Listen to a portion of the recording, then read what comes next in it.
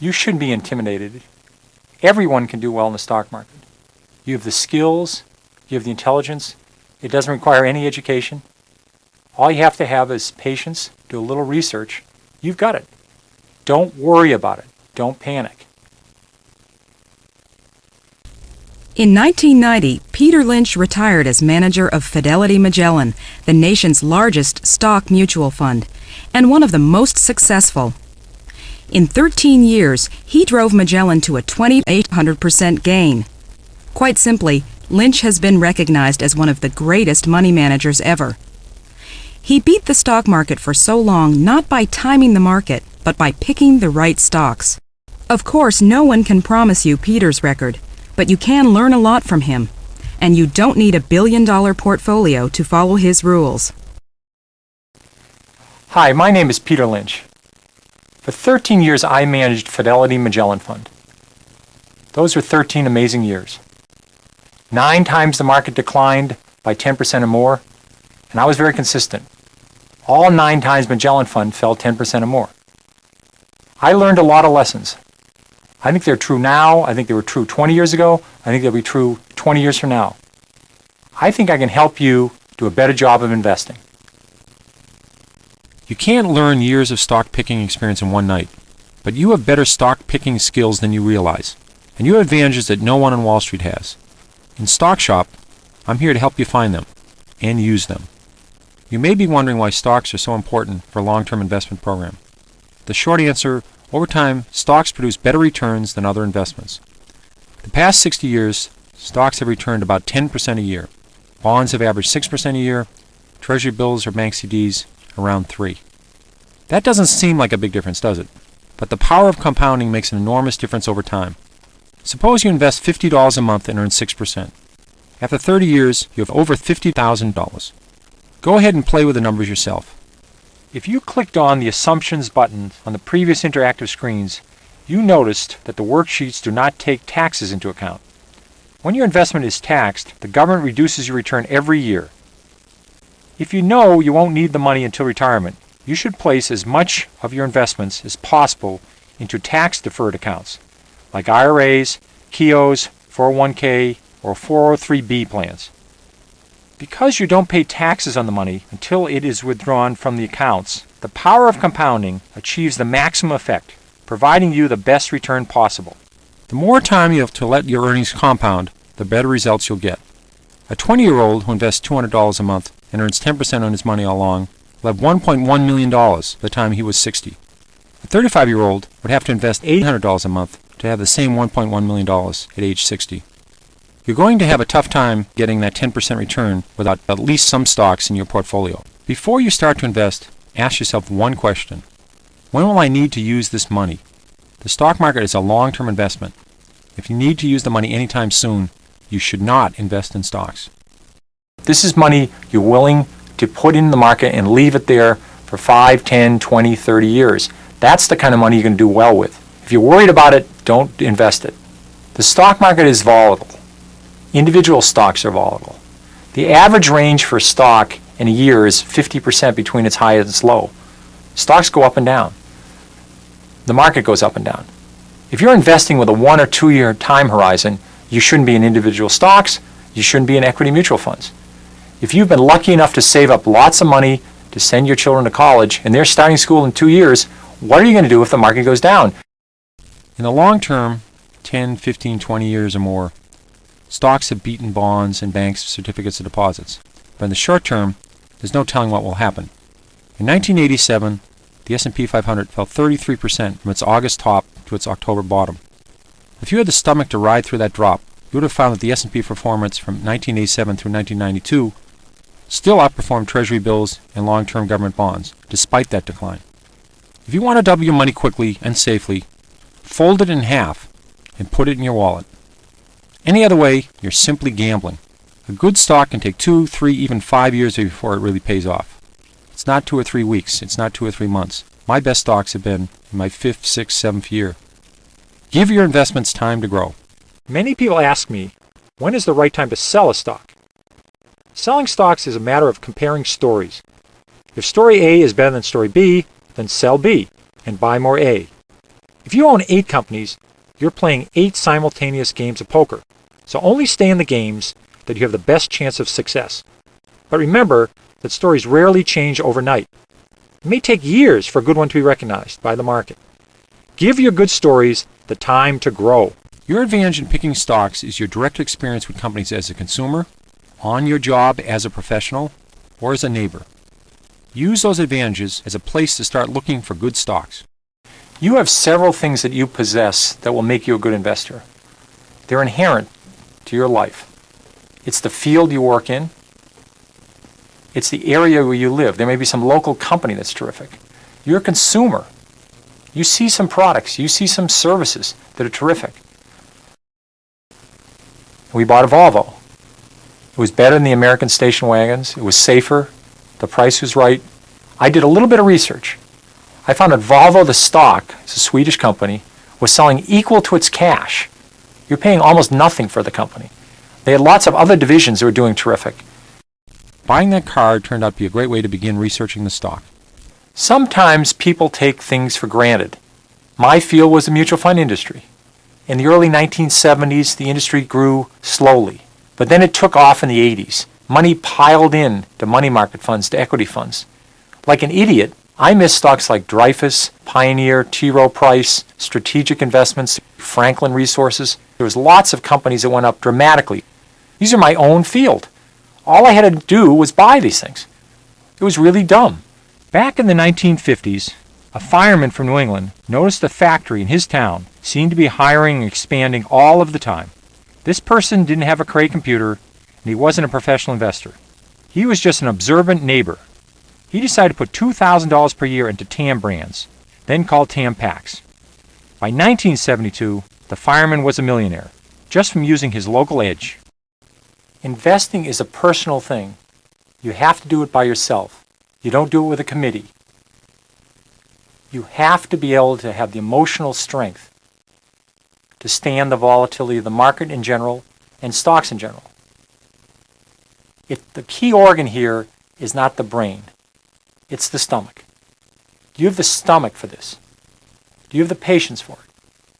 You should be able to look in the mirror and say to myself, what am I going to do if the market goes down?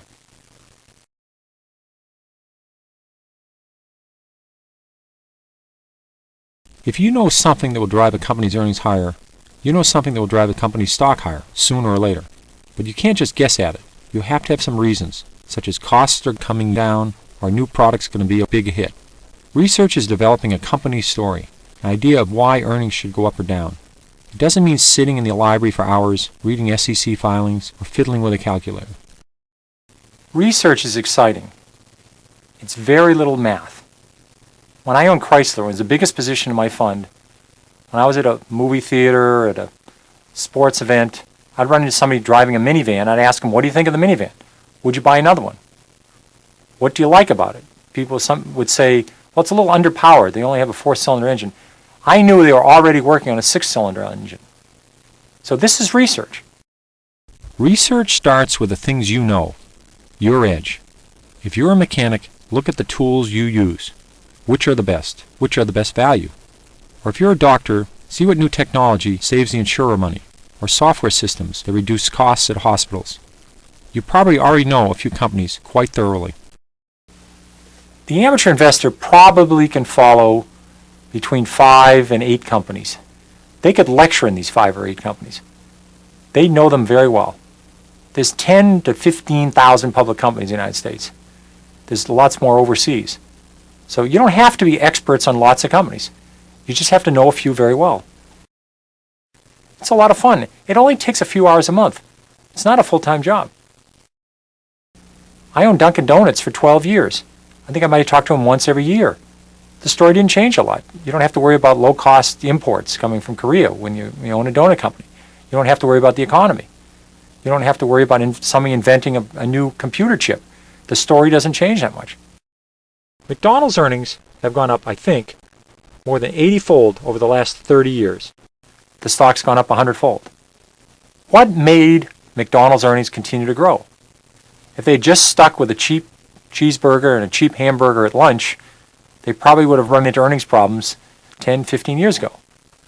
But they expanded their menu, they kept their costs low, they added breakfast, they went overseas. Every day they add 2 or 3 more restaurants. People thought there was no room for more McDonald's 5, 10, 15 years ago. They were wrong. If they had done the research, they would have said, well, there's a couple hundred countries out there. There's lots of places to grow.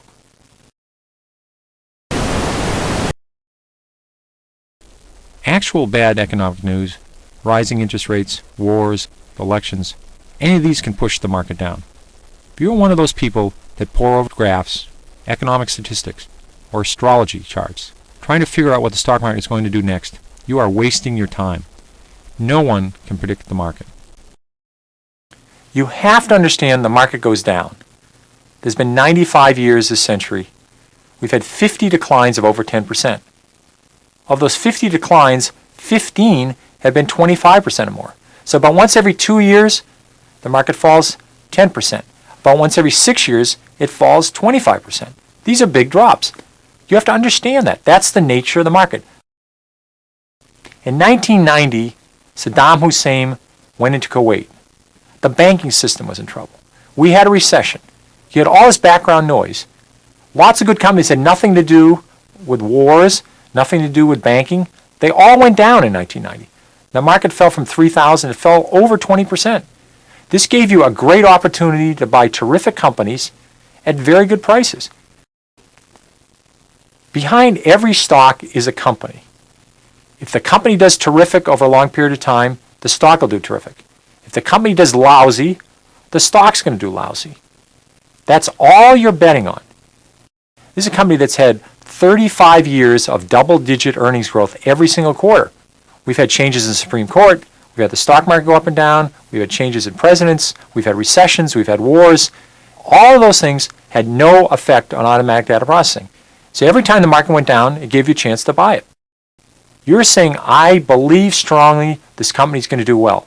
If you start to see symptoms that's not going to happen, the stock's going to very rapidly respond to that. If the company runs out of steam, the stock's going to run out of steam. Look at Fannie Mae. From July through October 1990, the Standard & Poor's 500 fell 21%. Fannie Mae fell from about $42 a share to about $26, even though earnings were still increasing. This was a terrific time to buy Fannie Mae. The company was doing well, management was still great, the story was solid, and they had a very good business. But you got to buy the stock at a 38% discount. If you start by looking at the entire universe of stocks, more than 3,000 stocks on the New York Stock Exchange alone, and over 13,000 public companies in total, you'll blow a gasket. So I break stocks into categories, partly to make the job of researching more manageable. Putting stocks into categories is the first step in developing the story. At least you'll know what kind of story it's supposed to be. The category tells you what questions you should be asking about a company. You simply can't expect all stocks to behave the same. Basing a strategy on general maxims, like sell when you double your money, or sell when the price falls 10%, is absolute folly. No formula will apply to all stocks. Different stocks behave differently, so they require different approaches, different expectations, and different kinds of stories. Suppose you've made a 50% gain on 2 companies. One is a fast grower with a long way to go. The other is a big, lumbering, slow growth company that has already saturated 95% of its market, and that market itself is growing slowly. The 50% return is fantastic for the slow grower. The chances are it's time to sell it. The same 50% return could be just the tip of the iceberg for the fast grower. There are basically 5 categories. 1 would be fast growers, 2 would be slow growers, 3 would be cyclicals, 4 would be asset plays, and the 5th one would be turnarounds. At the end of this presentation, you'll have an opportunity to explore each category in more detail. In the meantime, remember, categories are guidelines. They are not hard rules. Some companies may not fit neatly into a category. Others may seem to be in 2 categories at once. Almost all companies change categories at some time throughout their lifetimes. Fast growers, if successful, will always eventually slow their growth. They'll run out of places to go. Cyclicals experiencing long down cycles may become turnarounds. Once recovered, they probably will be cyclicals again. Use the categories as guides to help you build your story, but don't let them limit the questions you ask or the research you do. One thing we can say about companies in general, it's easier to go from $100 million in sales to $200 million in sales than it is to go from $10 billion in sales to $20 billion in sales. So smaller companies tend to have more upside potential than larger companies. But don't dismiss all big companies out of hand. Some big companies defy their size and find exciting new ways to grow their earnings. As well, good opportunities exist in companies that are cyclical, regardless of their size. When most people think about investing in the stock market, they dream about investing in a fast grower, a company that is growing at over 25% a year. At 25% a year, a company's profits will double in 3. They quadruple in 6. They go up 8-fold in 9 years. That's how you get a huge stock in a decade. There's not a lot of these, but they're very powerful. And the best part is, you don't have to catch them just as they're taking off. The beauty of growth companies is you have plenty of time. If they're going to grow for 5, 10, 20, 30 years, you don't have to be there the first year or the second year. You could have bought Walmart 10 years after they went public and made 30 times your money. What makes a company grow earnings so quickly? Either it is a rapidly growing industry, or it's a rapidly growing company in a slow growth industry. Rapid revenue growth and rapid earnings growth are the hallmarks of a fast grower. But you just can't buy any stock with hot earnings and hot sales. You have to check the balance sheet and make sure the company can keep growing. One way you can look at growth companies is think of baseball. A normal baseball game has 9 innings. You should look at a growth company and say, I don't want to buy it when they're in the first inning. I want to buy it when they're in the second or third inning. They've got the formula right. They've got lots of room to go. So you want to say to yourself, this is a company that's very early in its cycle, like a McDonald's when they're only in a few stores, or limited when they're only in 100 stores. And they had lots of malls to go to. Microsoft was a company you could have bought 3 years after it went public and made over 20 times your money. Sales and earnings were growing at several times the rate of the companies in the S&P 500 in an industry that was exploding by leaps and bounds. And it had a lot of potential both overseas and domestically. This was only the beginning of a 15 to 20 year growth cycle. You had plenty of time to get involved. There was this amazing company called Superior Industries. I think the stock went up over 100-fold. They were very good at making aluminum wheels. A lot of car companies went to aluminum wheels. The industry for autos wasn't growing. Aluminum wheels were growing dramatically, and they were the best at it. The fast growers get all the attention in the media, but there's nothing wrong with slow-growing stock, provided you get it at a very decent price. Somebody would say to you, I'm going to sell you a business for $100,000, and they're earning $50,000 a year. You say, what's the bad news? Let's say the bad news is the earnings are never going to grow. They earn $50,000 a year forever. So this is a price-earnings multiple of 2. You pay $100,000 for $50,000 of earnings, but they're never going to grow. You say, I don't care. I'm going to get a $50,000 return every year. In 2 years, I get all my money back, and then I'm going to make $50,000 a year on my $100,000 investment forever. So sometimes, even if a company has a very low growth rate in earnings, if the stock is selling at the right price, it may still be a very good deal. A slow to moderate grower will have earnings growth of 3 to 15% a year. One company that I was very lucky with was Service Corp International. It's a funeral home company that bought up local family funeral homes, a very steady business. Service Corp could grow earnings at 15% a year when I owned it with very little problems. A slow grower that turns into a no-grower is a very bad news situation. So when you start researching the stock, look for these signs. Steady earnings growth. You can find annual earnings growth rates in the research section, as well as estimates for the coming year. Rising dividends. Companies that raise their dividends each year have to have the earnings to do so. A rising dividend is normally a good sign for a stock. Room to keep growing. You want slow growers to go on forever. That's one reason I like Service Corp International so much. This was a great stock for me in the 1980s. At that point, it had a long way to go. Cyclical companies rise and fall with the economy. Typically, they make expensive big-ticket items that people buy when the economy is good. Things like houses, cars, and furniture. When the economy is bad and people are worried about losing their jobs, they don't buy big-ticket items. They're too broke or too scared that they will go broke. Don't try to time a cyclical stock if you don't have intimate knowledge of the business, if you don't have an investor's edge.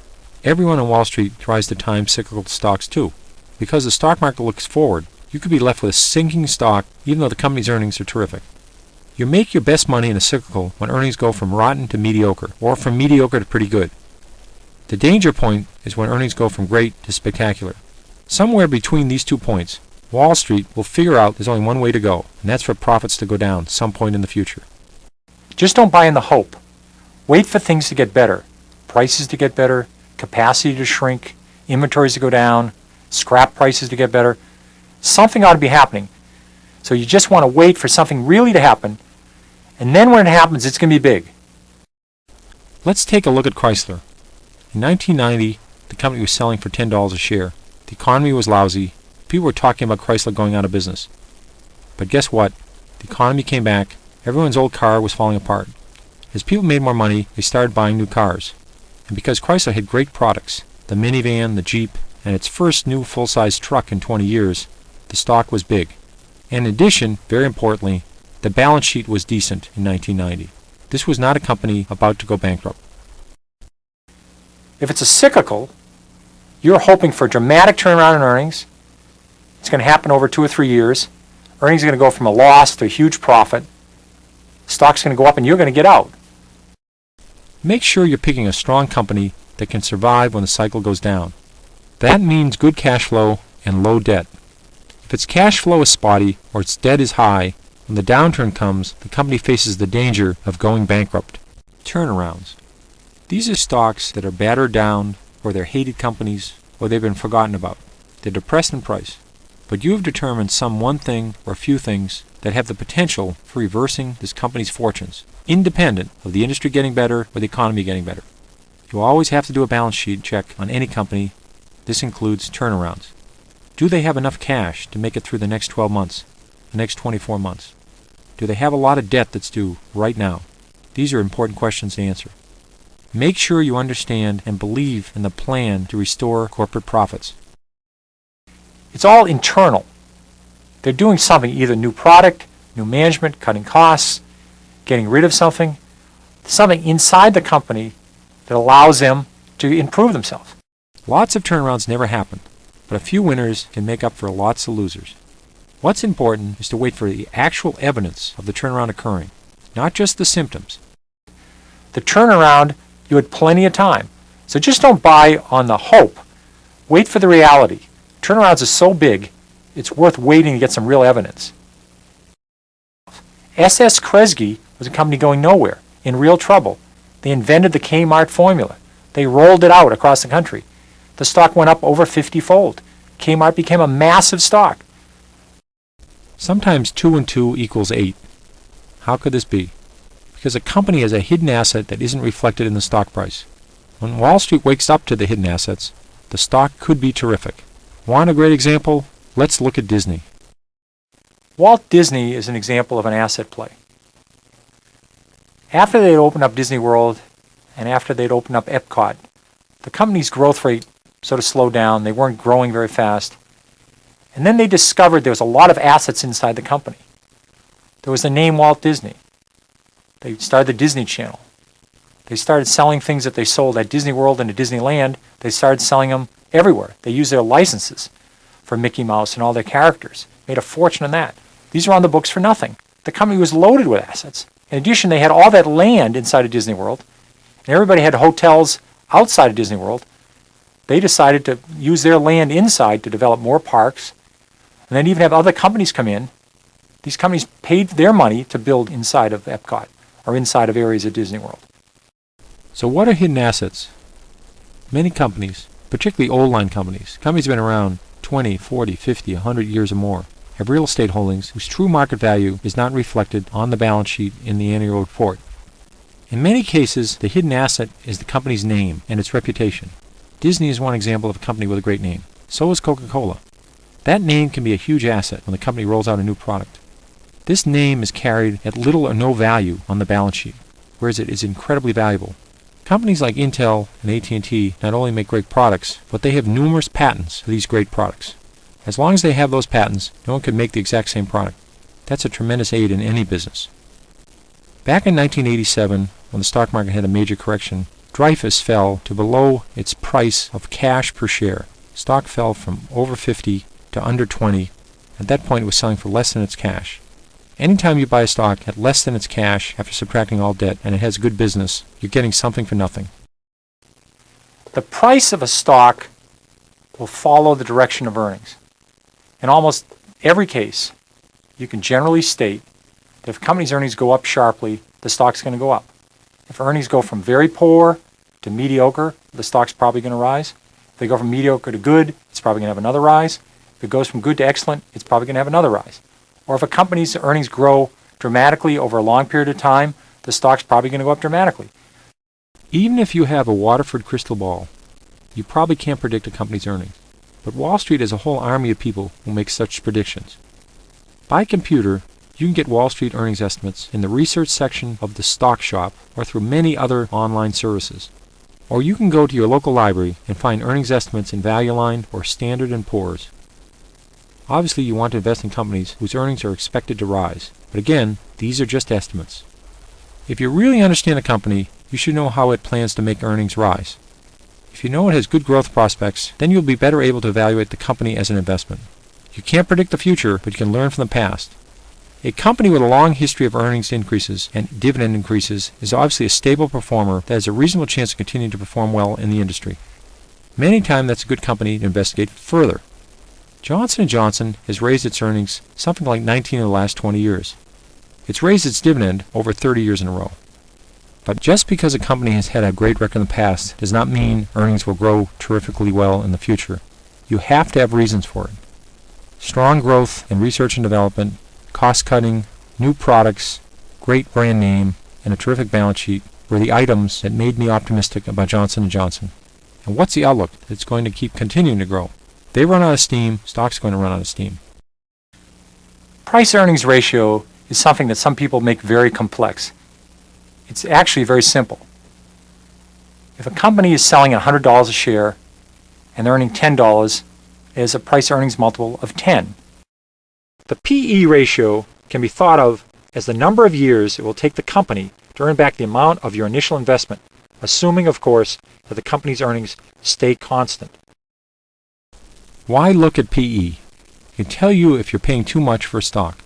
The higher the PE, the more expensive the stock relative to the company's future earning power. The lower the PE, the cheaper the stock. I use a rule of thumb to level out these differences. A fairly priced stock is a PE that's about equal to the expected annual growth rate over the next 3 to 5 years. If the PE is substantially higher than the growth rate, the stock is normally expensive. If the PE is substantially lower, the stock is probably cheap. A stock PE, in part, depends on the industry that it's in. When you look at a growth company, compare the company's growth rate and its own PE to that of the industry. All other things being equal, if you find a company with a much lower PE and a higher growth rate, you're off to a good start. You can also compare a company's PE to its own historical PE. If a company normally sells for 25 times earnings, and now it's selling at 15 or less, you have to ask yourself why. The company could be maturing, competition may be entering the field, and its growth prospects may be uncertain. But maybe it's simply been beaten down by some other factors, and it's possibly a bargain. It's worth researching. Back in the 1970s, Electronic Data Systems, or EDS, had a PE of 500 times earnings. If you had invested in a company with a PE this high when Columbus discovered America, and the company's earnings stayed constant, you'd just be breaking even today. In 1974, EDS performed very well, but its stock fell from 40 to 3, simply because the stock was so grossly overpriced relative to current earnings. Dividends are cash payments that companies make to shareholders, usually every quarter. Nearly half the return from the S&P 500 the past 50 years has come from dividends. Dividends come from profits. If a company earns $5 a share, they have the choice of paying out some of it to the shareholders in the form of a cash dividend. A stock's yield is the annual dividend payout divided by its current price. The yield is the return you get on your investment every year. One drawback: the IRS considers dividends as income, so you have to pay taxes on dividends. Not all companies pay a dividend. Fast growers, for example, almost never pay a dividend. They reinvest all of their earnings back into the company. Slow growers tend to pay out profits and dividends. It's their way of rewarding shareholders. Over time, those dividends can add up. Some people have bought stocks for $5 a share, and 20 years later, they're getting $10 a share of dividends per year. Dividends do make a difference. Dividends are a great way to measure a company's success, particularly a slow-growing company. When a company raises its dividend every year, it raises the bar for its financial performance the years that follow. Few companies want to cut their dividends. Investors clobber the stock, figuring a dividend cut is a sign of worse things to come. So by raising a dividend 12 to 15% this year, the company is saying it expects earnings to be at least as good next year as they are now, and probably rising by at least the 12 to 15%. You can get a list of companies that have raised their dividends many years in a row from Moody's. There are some great names in this list. However, you can find warning signs of dividends as well. A high yield isn't always a good thing. If a stock is 30 and it's paying a $3 dividend, you might say, wow, that's terrific, a 10% yield. But if the earnings are only $3.10 a share, then the company is essentially paying out all of its earnings in dividends. That's only 10 cents to expand or to invest in more efficient equipment. If this continues for a number of quarters or years, the company will have very little room for any errors or setbacks. Eventually, the company will probably cut back or totally suspend its dividend. The stock price is going to tumble with it. Be careful with high-yield stocks, particularly when they're paying out a very high percentage of their earnings. Any company's operations can hit an air pocket from time to time. You've got to make sure your company can survive tough times. The balance sheet tells you about the company's financial structure, how much debt it has, how much cash it has, and how much equity its shareholders have. There's nothing scary about a balance sheet. No story is complete without a check of the balance sheet. The basic concept of a balance sheet is that everything a company owns, its assets, are listed on one side. On the other side, you find everything a company owes, its liabilities. The difference between what it owns and what it owes is its equity, also called its net worth. Go ahead and explore this fictional balance sheet. Click any of the items on this balance sheet for an explanation of it. When you're ready to move on, click either the debt or cash buttons for a discussion of the two most important items on any balance sheet. Does the company have a lot of cash on hand? That's great. A company with a lot of cash can buy more stock, make an acquisition, or pay off all its debt. All moves that shareholders love to see. A company should have at least enough cash to pay off its short-term debt. If it doesn't, it could have to keep borrowing more and more. If you subtract cash from short-term debt and long-term debt, and the total is only 1/4 of net worth, the company has a decent balance sheet. However, if short-term debt and long-term debt combined, minus cash, equals or exceeds net worth, the company has a weak balance sheet. It's simple to recognize a strong balance sheet. No debt and lots of cash. Suppose a company has $20 million in cash after subtracting all debt. If the company has 4 million shares outstanding, it has $5 of cash per share of stock. If you buy the company at $10 a share, you're paying only $5 for the company and you're getting $5 a share in cash. That's a really amazing price. In effect, that means your real price is $5. If this company has a very solid, predictable business, this extra cash is quite valuable. But if a company has lots of cash and they're losing money, you still have to evaluate how quickly will they run through all that cash. That's all you really have to know. It's not much, but you should know it. You can look it up in the stock shop. If you don't check your company's survivability, you're not only skimping on your research, you're gambling. That's not why you invest in the stock market. Check the debt. Most companies have some debt, but how much is too much? Add up the company's long-term debt and total equity. That's a good approximation of the company's total capitalization, the money the company has available to grow its business in the future. Now compare the long-term debt to total capitalization. If total debt equals half of the company's capitalization or more, beware. That's quite a bit of debt. To service that much debt, everything has to work right. Things don't always work just right. If debt equals 20% of capitalization or less, that's better. That's fairly low debt. As usual, there is no rule without some exception.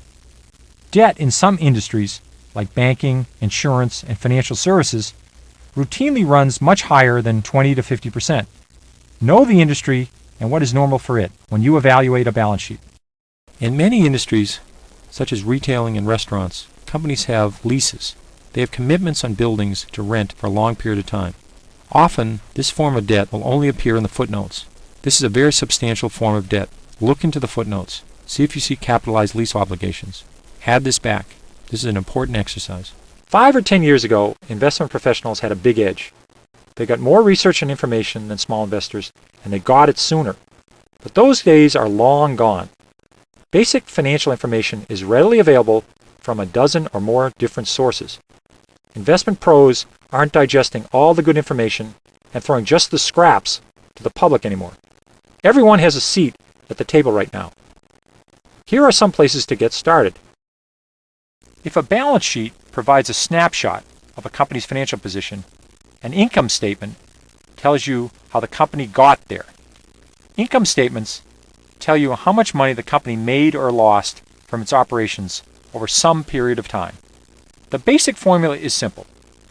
You are asking how things went over the period, usually a quarter or a year. Over that time, you add up all the money the company brought in from selling products or services, then subtract all of the money the company spent to create those products or deliver those services. What is left is the net income. Net income is also referred to as earnings or profits. I hope by now you've been convinced that your story should always include an explanation of how the company plans to improve its earnings or to sustain its growth rate over time. There are only two ways for a company to increase earnings. They can increase sales or reduce costs. Most companies work to do both of these things. The income statement can help you figure out if the company is succeeding. Click any of the items on this income statement for an explanation of it. Once you've explored the income statement, click on Increase Sales or Reduce Costs to explore those topics some more. If earnings equal revenues minus costs, then a valid way to raise earnings is to reduce costs. Reducing costs not only pushes up the earnings number, it makes a company more competitive. If two companies both produce competitive products of similar quality, then the one who can build it more cheaply has the advantage.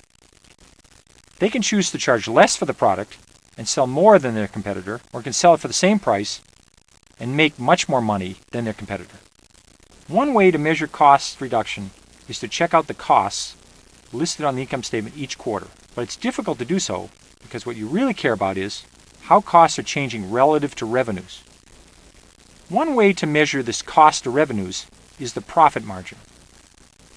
This number is not shown on the income statement itself, but is calculated for you in the research section of the stock shop.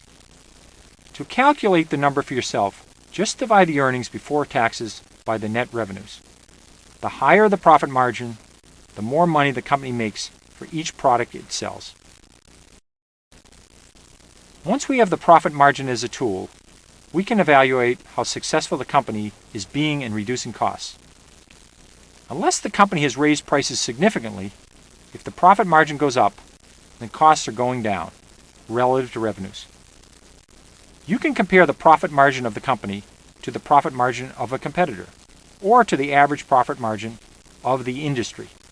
When a company that's highly profitable already must depend on cost cutting to boost its profits even further, you have to be skeptical. If its profit margins are unusually high compared to the rest of the industry, there's a limit to how much additional profit it can squeeze out of the business by economizing.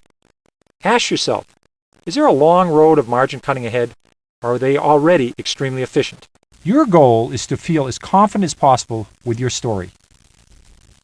How does a company plan to increase earnings? Sales growth is the single most important factor in growing earnings long term. So you must ask yourself how the company is going to make sales rise. The company can expand its customer base. Selling its existing products to new customers brings in new revenue. When evaluating this strategy, consider how far the company is from saturating the market for its products. If a company is already selling to 98% of its potential customers, there aren't a lot left to reach. The company can introduce new products into its existing customer base. This is the most difficult, but potentially the most rewarding strategy. If the product catches on, it can breathe new life into the company. Advantages like brand names and a good reputation come in very useful here. A company can also raise prices to increase revenues. That way, even if unit sales stay constant, revenues will still grow. Of course, the danger of raising prices is that the higher prices will drive customers to competitors or encourage new competitors to enter the market. The details of a company's plan will vary by industry and by individual company. Just make sure you understand that plan and include it in your story. Once you've built the story for your company, you have a powerful tool for judging the stock. But like any powerful instrument, you must use it wisely and carefully or you'll get burned. Use your story to pick the right time to buy a stock. I promise you that the right time to buy a stock does not occur often. When I'm following a stock, buying opportunities present themselves once or twice a year, if I'm lucky. I look for times when the potential upside is high and the potential downside is reduced. Understanding that balance is a key to successful stock investing. You have to understand, stock picking is a risk-reward trade-off. You have to know how much you're going to lose if you're wrong and how much you're going to make if you're right. The skill is to minimize your risk and maximize your reward. You can be wrong in this business. I've been wrong quite a bit. But you can be wrong and still make money, as long as your good stocks more than offset your mistakes. I figure if I can be right 6 times out of 10, that's a good batting average. When I pick stocks, I think of risk as a measure of my confidence in the story I've built. When I feel that my story is optimistic, solid, and well-researched, then I've got a low-risk investment. If I'm not too sure about how the story will turn out, then the risk is considerably higher. Don't try to categorize risk by other measures, like small companies are riskier than large. In the late 1970s or the early 1980s, Walmart was a lower risk investment than IBM because the Walmart story was nearly bulletproof. If a startup company sounds exciting, keep an eye on it. Perhaps a year or two later, it will be over the hump, the story will be solid, and there's a good time to consider investing. If you believe strongly in your company's story, then you shouldn't waste your time waiting for the ultimate buying opportunity.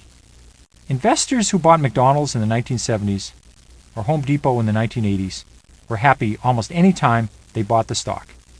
Even with these great companies, during stock market corrections, the stock dipped and the story was solid, but if you held on for a reasonable amount of time, you were a very happy camper. Watch out for ridiculously high prices when a company is selling at several times its growth rate in earnings. Remember, that's what we talked about in the price earnings presentation. But in general, if a story is good, you probably want to own it. Later, if a buying opportunity comes along, if a stock falls well below its growth rate and the story hasn't changed, you can buy even more. Therefore, you can take advantage of market declines. Use the tools I've presented in this consultation to help make a judgment on your stock. If the story is sound, check the price. Use the PE ratio. Most importantly, rely on your edge. First to build your story, then to find the right times to add or reduce your position. Focus on the company. What is it making? Where's its money coming from? What is the competition doing? Ignore all the background noise. Just keep checking that fundamental story. See if it's valid, see if it's getting better, see if it's getting worse. Know what category your stock is in and how those stocks behave. If your stock isn't behaving as you expect, then try and find out why. If the answer changes the story, then think again. Keep your story up to date. Don't check on it 3 times a day, but don't just ignore it either. And checking the price of the stock does not count.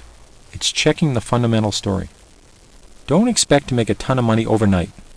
The stock market does provide the highest return for long-term investments, but that's not a month or 2 months a year.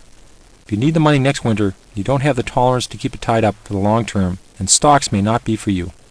Don't forget to use your edge. These are all kinds of things that you know about. Because of where you live, what you do, you have lots of edges. Use them. And finally, remember that stock picking isn't gambling, and it isn't for everyone. You have to be prepared to do some work. You have to be prepared for market declines. If you enjoy doing research, if you enjoy learning about companies, and you have the stomach for the ups and downs of the stock market, then investing can be a lot of fun. These principles of investing have worked well for me. I hope they can help you. You shouldn't be intimidated. Everyone can do well in the stock market. You have the skills, you have the intelligence. It doesn't require any education. All you have to have is patience, do a little research. You've got it. To start researching your stocks, just click on Research and remember that you can come back to consult Peter at any time.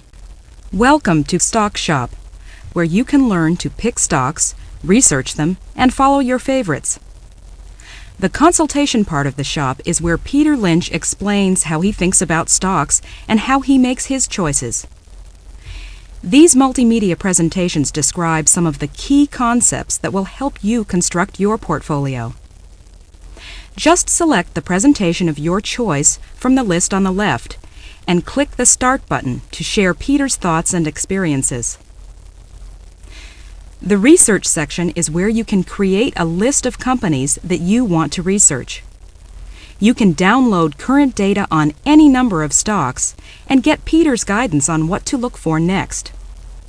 And you can start to compile your own story for every stock you follow. Just select a stock and click on Details to view the fundamental data about your stock. And finally, at the bottom of the screen are all the tools you'll need to explore and keep track of your discoveries in the Stock Shop. And now you can either select one of Peter's personal presentations, or if you want to get to work, go straight to research. You can't just go out and buy a stock and hope it goes up. You have to have a reason why you think a stock will go up. You should be able to tell those reasons to someone else in just a few minutes. People who love stocks don't talk about sports. They don't talk about their dog. They talk about stories. A story is what's happening inside a company and signs that point to what's likely to happen in the future. You'll be able to put it down in 2 paragraphs. It could be something like earnings are turning around, a new product, somebody's gone out of business that was competing with them, they've just discovered oil, they've got new management, their balance sheet's getting better, they're getting rid of a losing division. There's lots of different elements, but that's what a story is, and that's what you rely on. A good story is one that you could tell a 5th grader, and he or she would understand. The more complicated the story, the more likely it is to fall apart. You just need one good, simple story to buy a stock, and then follow that story. Read through the story that I wrote for Toys R Us back in 1978. You didn't need a degree from business school to realize that this company had a great formula and had lots of room to grow. The thousands of people who shopped there knew the store was great. I did the rest of the research I needed to fill in the story and bought the stock. Building stories like this one is how I decide what companies to own and which ones to stay away from. Remember that stories unfold over time. Companies are never stagnant, so you have to stay tuned and sometimes make adjustments. It's just like playing 7-card stud poker, or perhaps 27-card stud poker. At the beginning of the game, you only know some of the cards and must place your bet accordingly. But as each new card is revealed, the game changes. You're forced to alter your betting strategy, perhaps even drop out of the game altogether. In the rest of this consultation, I'll show you how you can build stories for companies and invest more prudently in their stock. This consultation is divided into 3 sections. The assessment section helps you decide whether stocks are the right investment for you. Stock picking is not for everyone. These presentations will help you assess yourself. In the story creation area, I'll cover the basic concepts you need to create your story. You'll learn how to approach a company's story and why you have some advantages over even the most dedicated investment professionals. In the last section, we get down to brass tacks, talking about the actual elements and numbers you'll need to include in your story. Use the Start and Next Presentation buttons to move through the presentations in order, or explore on your own using the list on the left. When you're done, you'll know how to build a story, how to monitor the key elements of the story, and how to use that story to improve your understanding of when and when not to invest in a company's stock. You may find that stock picking is not right for you, at least not until you feel more comfortable with the risks of the market and the volatility of stocks. Even if this is the case, the Stock Shop can still help you become more comfortable with the stock market and researching companies. Use the Stock Shop to follow companies in a paper portfolio, a list of stocks you buy and sell only on paper. You develop your stock picking skills without taking any of the risks. Before long, you may be ready to start investing your real hard-earned cash. In the meantime, if you like to invest in stocks, your best option may be an equity mutual fund. If you want to put some of your money in the stock market, you don't have the time, you're not willing to do the effort, you don't have the stomach to do the research, equity mutual funds are a great answer. Investing in mutual funds is also a way of making sure your investments are diversified. Mutual funds, by law, must invest in at least 20 stocks at a time, though most funds invest in far more than that. As a mutual fund investor, you are protected from the danger of one or two stocks dropping sharply in price. At most, they would only represent 5 or 10% of the fund. This would cushion the decline. Remember, the mutual funds are like any other investment. They carry real risks of losing your money, and even though they can be purchased through many banks, they are not insured by the government. Since they are made up of individual stocks, equity mutual funds are also volatile. You must do some research to evaluate and choose a mutual fund that will meet your temperament and your investment objectives.